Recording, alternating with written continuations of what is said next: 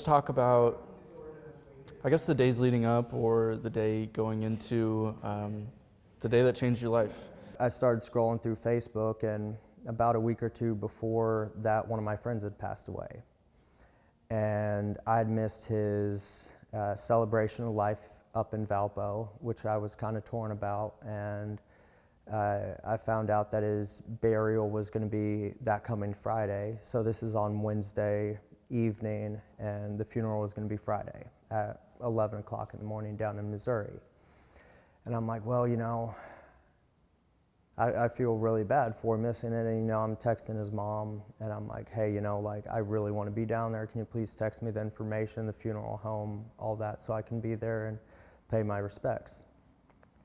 So I'm just kind of driving around town, not really doing circles, but just trying to think about stuff. And in my head, I decide, I'm going to go down there, and I need to be back here in South Bend tonight, so tomorrow I can start driving down, and then Friday be there at the funeral. So I start driving on 80-94, and I know that I'm exhausted. I mean, it had been a long day. 18, 19 hours, and on top of that, it was foggy as hell. And I start driving, and I realize I missed my exit, so I take the next exit, kind of do a loop heading back towards Chicago, and next thing I know, I see a pair of what looks like deer's eyes in the middle of the road, and I swerve onto the shoulder, and I go to swerve back onto the highway, and by then the guardrail had already popped up, and guardrail basically took off my tire, my rotor, all that, and then that kind of sent me down into the hill even more. And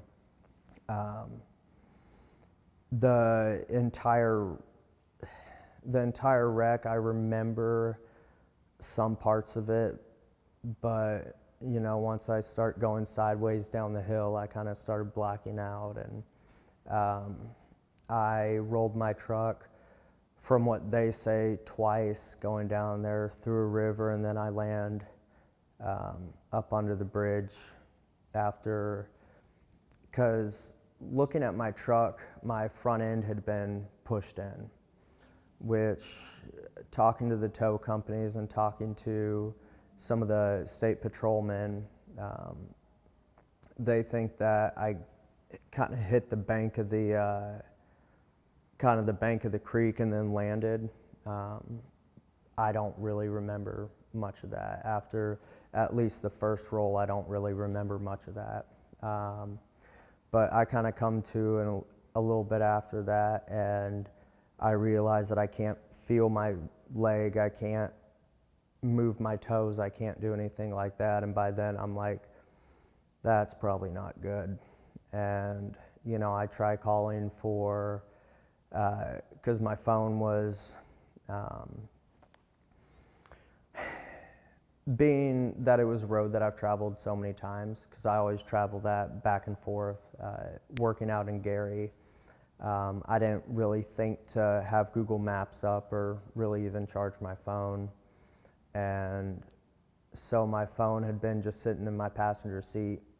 And when I come to, I kind of noticed my phone's kind of in between like the dash and the door. There was just like a little pocket for it to go down into, and that's where it kind of had landed. So I spend like 20, 30 minutes just yelling at it like, hey, call 911.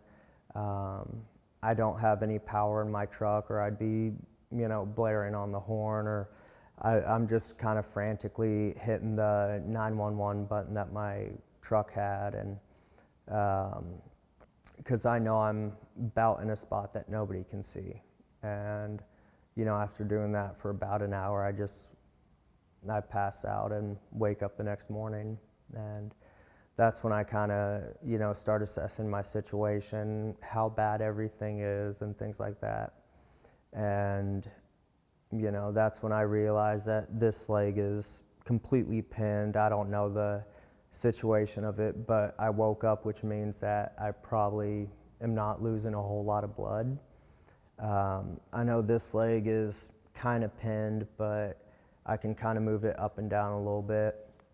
This hand's already swelling up, and then this hand's pretty fine. So I kind of started assessing my situation and figuring out, what are my next steps. I heard reports of you drinking rainwater. Did you maybe use part of the debris from the car and siphon water into, how did that work? So where I landed, roadways all have pipework or drains to get all the rainwater off the roads.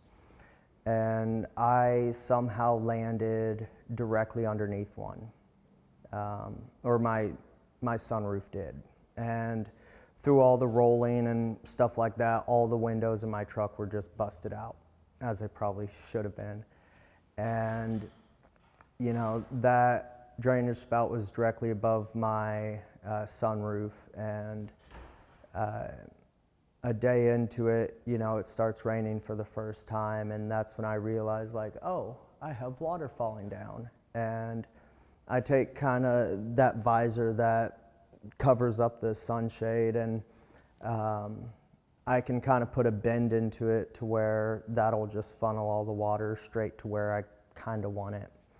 And I found a pair of sweatpants that was in my bag, and I would just basically put it underneath there and then drink the water through the sweatpants, trying to filter out any kind of the debris or anything like that. And first couple of times I tried drinking the water, I tried filtering it into a cup of mouthwash that I had, because I like my breath to smell good. Sponsor me, Crest.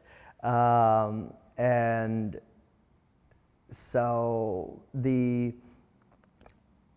I found out if I didn't filter it through the sweatpants, I was just tasting all the rubber, all the gas, all the diesel, all the, everything else that was asphalt on the road, So drinking it through the sweatpants was improving the taste of it, and, I could just kind of set it over there and, kind of keep on trying to get the steering wheel off my leg and everything like that. And, every 10 minutes I could take it and start drinking some water and put it back, let it get turned back into a sponge, basically. Let's talk about the first moment that you realized that there was somebody nearby. Did they approach the truck? Did you see them? Did you scream? Did you get their attention, or did they just see the wrecked vehicle and head your way? Yeah, so for the 6 days I was down there, I'd been waking up at 7 o'clock every morning-ish and just yelling till about noon. And then I would take a nap and just yell the rest of the afternoon.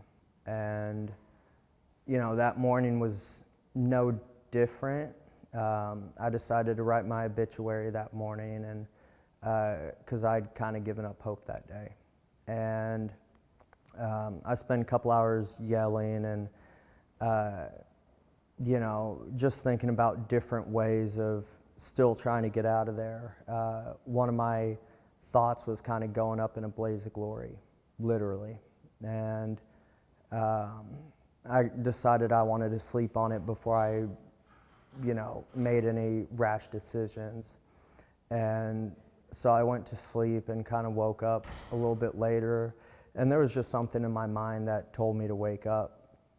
And as soon as I did, I hear one of these guys' voices, and they're kind of coming around the truck, and I'm hearing the rocks kind of shift and rocks sliding down the hill because my truck was at an angle.